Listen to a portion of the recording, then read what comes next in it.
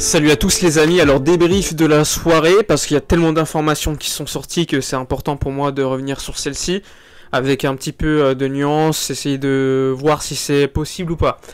Alors, aujourd'hui le Barça était évidemment convié à la soirée gala du Golden Boy à Turin, donc en Italie, pour voir notamment Pedri et Lique Martens voir leur trophée, recevoir leur trophée. Donc lors de cette soirée, évidemment, il y avait tout le gratin européen. Il y avait un joueur comme Karim Adeyemi. Il y avait également Van der Sar pour représenter l'Ajax. Il y avait Laporta, etc. Donc bref, pas mal de monde. Évidemment, pas mal de journalistes aussi. Et quelqu'un d'important, c'est Mino Raiola. Mino Raiola, vous le savez, c'est l'agent de joueurs comme De Ligt, comme Haaland, comme Xavi Simons, comme Mazraoui. Enfin bref, pas mal de joueurs, des joueurs de qualité, des joueurs très connus. Et l'information de la soirée, c'est qu'il y a eu à midi un resto entre Matteo Alemany, directeur du foot au Barça, Laporta très proche de Raiola, Jordi Cruyff, ainsi que Mino Raiola, donc, qui était présent. Lors de cette réunion, il a été discuté de différents thèmes, notamment le thème Erling Haaland, et là, Laporta a clairement dit à Mino Raiola: la priorité du Barça pour l'été, c'est ton joueur, c'est le Norvégien, c'est Erling Haaland, et on est prêt à l'acheter. Donc là, franchement, moi je vois cette information, je me dis, wow, d'où vient l'argent du Barça? Comment c'est possible, vu notre état financier? Ensuite, on se rend compte que dans la journée, tu as une information qui explique que le Barça pourrait signer le deal CVC, deal que je vous avais expliqué l'été dernier, qui avait finalement capoté pour le Barça. Enfin, pour vous expliquer assez rapidement, ce deal, c'est la vente de 10% de tes droits TV pendant 50 ans à un fonds d'investissement qui, à l'inverse, lui, te donne 280 millions d'euros directs ou sur 3 ans. Ça, c'était en juin dernier. Finalement, le deal avait capoté parce que le Barça ne voulait pas vendre 50 ans 10% de ses droits TV, puisqu'à la fin, le Barça était largement perdant.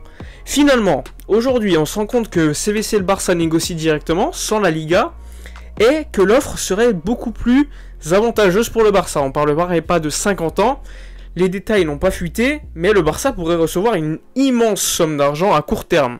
Et là, évidemment, ça fait sens. Si le Barça reçoit une grosse somme d'argent, qu'il y a en plus de nouveaux sponsors qui devraient arriver, eh bien, Erling Haaland serait éventuellement une possibilité.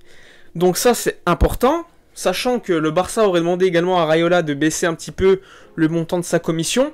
Il faut savoir que le Barça l'avait déjà effectué avec Zlatan Ibrahimovic en 2010. Laporta avait déjà demandé à Mino de baisser la commission d'agent, il avait accepté.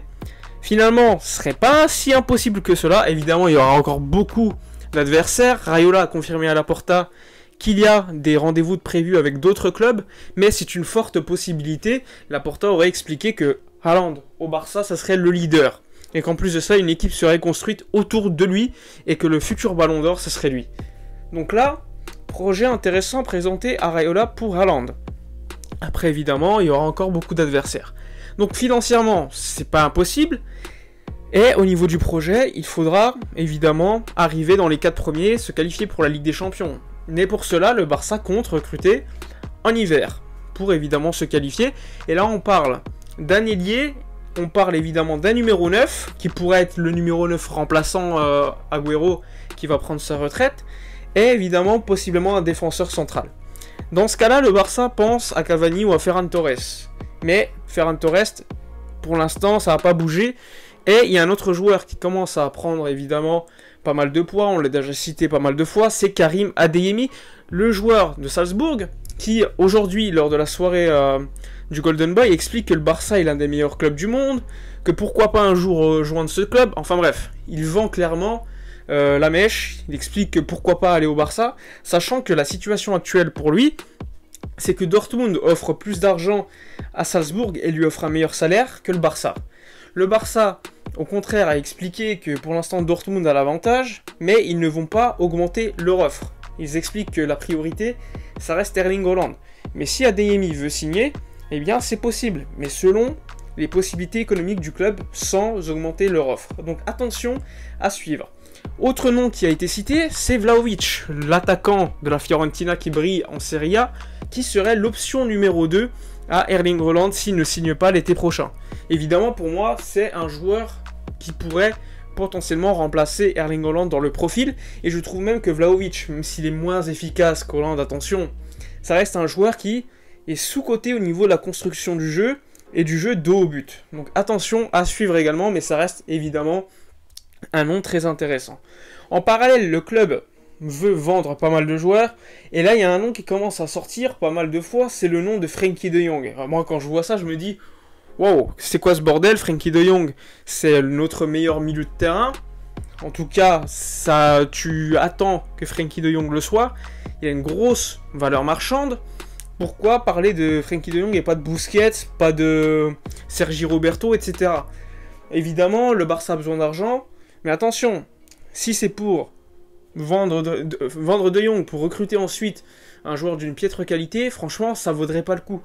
Pour l'instant, ça reste que des rumeurs. Le père de Frenkie de Jong a expliqué lors d'une interview aujourd'hui que Frenkie de Jong était très heureux à Barcelone, qu'il vivait sa meilleure vie clairement, qu'il faisait bon, contrairement à Munich ou Manchester, et que pour l'instant, il construisait une nouvelle maison avec Miki, donc sa compagne, à Barcelone. Donc pour l'instant, sauf énorme offre et que le Barça est d'accord pour le vendre, eh bien, Frenkie de Jong restera au Barça. Donc ça, c'était le point sur les rumeurs mercato, qui ces dernières heures sont pas mal sorties.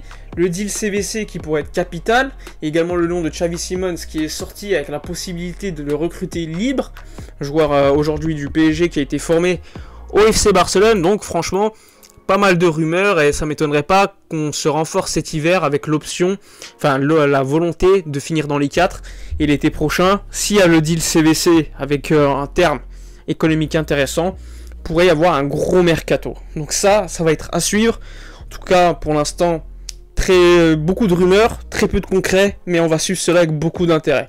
Je vous dis à la prochaine. Dites-moi dans les commentaires ce que vous avez retenu de cette vidéo, votre avis. N'oubliez pas de liker, commenter, partager.